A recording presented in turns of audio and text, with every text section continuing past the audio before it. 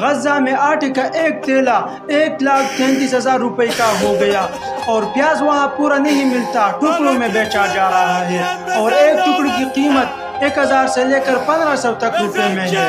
غزہ اس وقت ایک قید خانہ نہیں بلکہ ایک قبرستان بن چکا ہے، جہاں بھوک، پیاس اور خوف ہر سانس پر باری ہے۔ ماں اپنی بچی کے روتے چہرے کو دیکھتی ہے اور کچھ نہ کر سکتی پر بس رو دیتی ہے۔ آٹا سونا بن چکا ہے، ایک دانے کی قیمت جان سے زیادہ ہے، حتیٰ کہ پیاز بھی وہاں پورا نہیں ملتا، ایک ٹکڑے میں بکتا ہے، اور ایک ٹکڑا پاکستان کے 1,000 سے لے کر 1,500 روپے میں۔ کیا یہ مہنگائی ہے؟ نہیں، یہ تو انسانیت کا جنازہ ہے۔ عرب دنیا جو خود کو مسلمان کہلاتی ہے اور جو ہر سال اربوں ڈالروں کا کاروبار کرتی ہے، آج وہ کیوں خاموش ہے؟ کیا مسلمان ہونے کا مطلب صرف الفاظ ہے؟ کیا یہ بچے انسان نہیں؟ کیا ان کی چیخیں تمہیں سنائی نہیں دیتی؟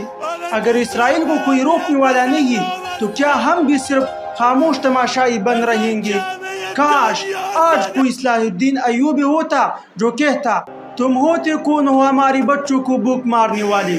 میں آیا ہوں ان کا حساب لینے۔ اگر تم کچھ نہیں کر سکتی تو کم از کم آواز اٹھاؤ، کیونکہ بعض اوقات خاموشی بھی ظلم بن جاتی ہے۔